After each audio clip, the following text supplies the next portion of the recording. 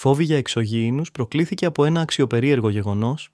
Ένα μυστηριώδες αντικείμενο, μεγαλύτερο από το Everest, διασχίζει το ηλιακό μας σύστημα, προκαλώντας παγκόσμια επιστημονική κινητοποίηση. Αν αυτό το σώμα δεν είναι φυσικό, τότε ίσως βρισκόμαστε μπροστά στην πιο ανατριχιαστική ανακάλυψη του αιώνα. Οι ερευνητές επιβεβαιώνουν ότι έχει διάμετρο 11,2 χιλιόμετρων, καθιστώντας το μεγαλύτερο γνωστό διαστρικό σώμα ως τώρα.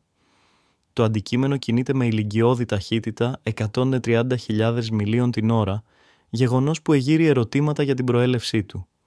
Ορισμένοι επιστήμονες θεωρούν πως πρόκειται για φυσικό κομήτη, ωστόσο η ασυνήθιστη πορεία του ενισχύει εξωγήινες υποθέσεις. Στο κόμμα του εντοπίστηκαν μεγάλες ποσότητες πάγου και σκόνης, χαρακτηριστικά φυσικής προέλευσης, αλλά όχι χωρίς μυστήριο. Οι εικόνες από το αστεροσκοπείο Vera Rubin άνοιξαν νέο κεφάλαιο στην αναζήτηση διαστρικών επισκεπτών και πιθανών τεχνητών αντικειμένων.